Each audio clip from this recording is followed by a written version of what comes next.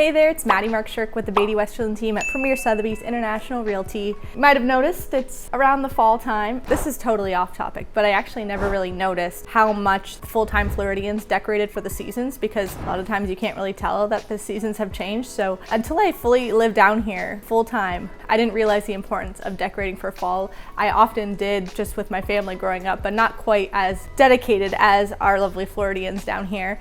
But just keep that in mind when seasons roll around. A lot of people go full on, full out. It's kind of a blast simply because you'll need your Halloween decorations up to know it's fall or Halloween. You'll need to have your Christmas lights up and go full out there, especially on the inside because there's gonna be no snow on the ground. Anyways, just the perks of living in Florida, but the things you're gonna have to deal with when you know full-time Floridians or people that are visiting during those seasons. So today I wanna talk about the top 7 things that you should know before you move to Southwest Florida. These things aren't necessarily good or bad, but stuff that you need to keep in mind that I think is super important for anybody before they start severely looking to buy a house or condo in Southwest Florida. I'm based out of Naples, Bonita, Estero region, and there's a lot of things that I wish I had known before I moved down here, and stuff that maybe will save you from moving down here because you might not want to deal with some of this stuff, or just some stuff to keep in mind, some hurdles you might have to jump through, just so you're better prepared for when you do buy the perfect place for you here in Southwest Florida. First one is the cost of living and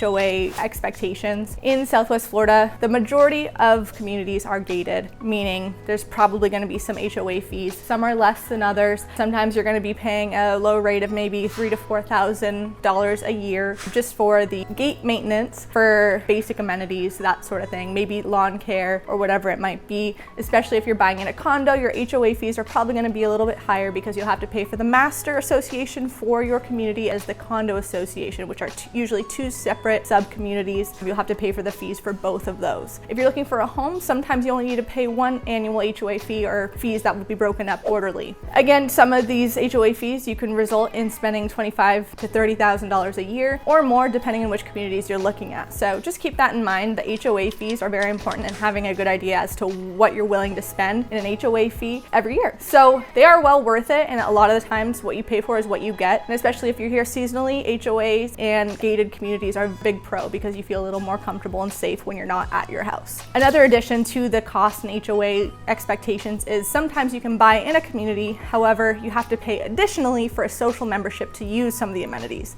So keep this in mind. Just because you're living in a community with amenities doesn't always mean that they are free for you to use. There may be an additional fee or quarterly fees that you need to pay in order to use, say, the clubhouse, the restaurant, the pool, the tennis facilities. This is not the case with every community, but that's why it's so important to actually have somebody down here that you trust and know to help you navigate the fees and what to expect with every single community, which are all very different. Second, I want to talk about the pet restrictions down here. Again, we live in gated communities primarily, and a lot of the times there are rules set in place for these condos, especially where pets are limited, either not allowed, but a lot of times the maximum weight will be 25 pounds. This is pretty small. I mean, 25 pounds is not a big dog. I grew up with labs my whole life. Those dogs will not be allowed to live in a condo with me here. There are some, of course, but it's really going to narrow your focus if you're going to have big dogs. Additionally, there are breed restrictions as well. A lot of times aggressive breeds are not permitted in any HOA communities. Keep that in mind. Additionally, for our pet lovers out there, there are cane toads in this area. And if you haven't heard of cane toads, I just think it's really important to mention before you move down here and get yourself all freaked out. There are poisonous toads that are super slow and easy for dogs to catch, that they look like a lot of fun. They look like a bouncing ball because they're just moving kind of like this in the yards a lot of times at dusk and at night. Some communities are worse than others, but I have been in some communities where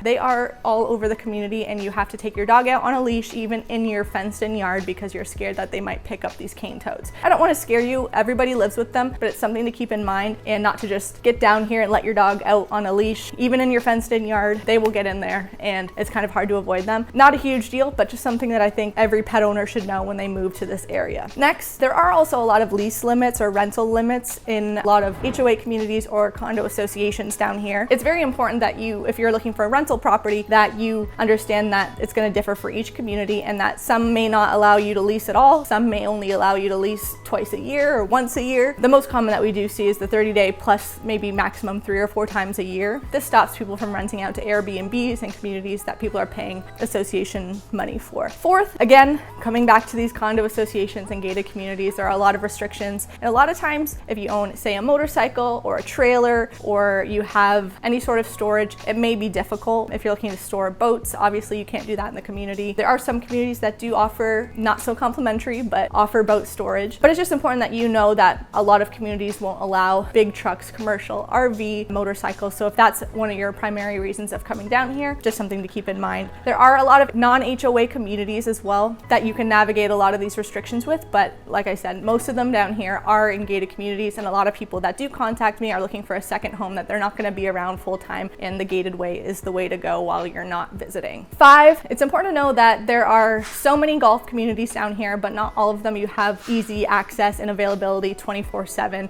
Even if you live in a golf community, does not mean that you're going to be able to golf every single day. A lot of times golf memberships are more expensive than other areas of the United States. So just knowing that you're going to either have to pay for a initiation fee and annual dues for a golf membership, and to know that there are a lot that have several year wait lists down here. Since COVID, everybody was able to move down here and the wait lists have just gone up, especially those highly desirable communities. They are not accepting applications right now. There are some communities that I know have 5 to 7 year wait lists. So you can pay your initiation fee and just wait for 5 to 7 years or until you're the next person in line to get that golf membership. There's a lot of communities that that's not the case, or you might be waiting maybe 4 to 6 months, but just know that it's not as simple as you come down here, you play. Additionally, there aren't a lot of public golf courses. So if you are just looking to do that, again, you're not going to have too many options. You're going to have to travel a little bit, 20, 30, 40 minutes to get to a variety of golf courses. And that might not be a problem to you, but just know that you're not going to have the full golf freedom that you might think if you come down here, say rent for a few months and think that you're going to get unlimited golf from January through March. It's just not going to happen, and something to have on your radar. Number 6, I want to talk about insurance problems with single family homes. Because of past hurricanes and issues with insurance claims on roofs and everything like that in Southwest Florida, it is very hard to get home insurance on a house that has an older roof. And we know that if you are intending on getting a loan, that lenders require you to have a homeowner's insurance, and that can be really sky high if the roofs are old. If you're paying for cash, you can get away with it, and then you can be without roof insurance or home insurance, but a lot of the times it does cause a problem. Condos, a lot of times insurance is built within the community, in the condo association. The fees may go up, but you're probably always going to have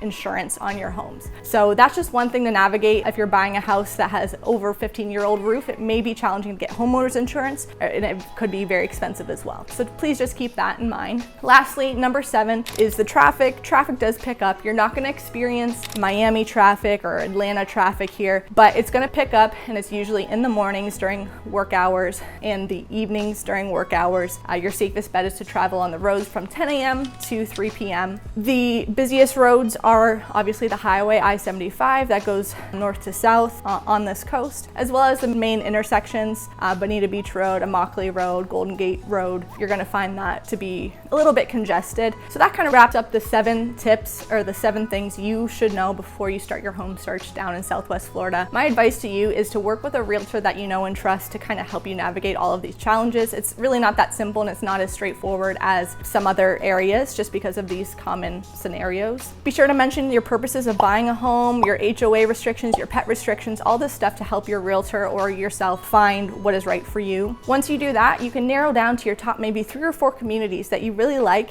and you feel like hit all your boxes, and then start to narrow in on those communities. Keep an eye out and have your realtor set you up on an automated search for new homes or price decreases in those communities. And then continue to watch the market, analyze the market. When a home pops up that looks to be a good deal, you'll know it because you've been watching and following the market in those communities specifically. That's my biggest advice to you, and just that's the best process to go about it. It's not super simple, but hopefully if you're watching this video to this part, if you're interested in getting more information in Southwest Florida in general, shoot me an email. I'd be happy to work with you or talk with you. Again, I'm Maddie Mark Shirk, and I look forward to seeing you in the next video. Bye!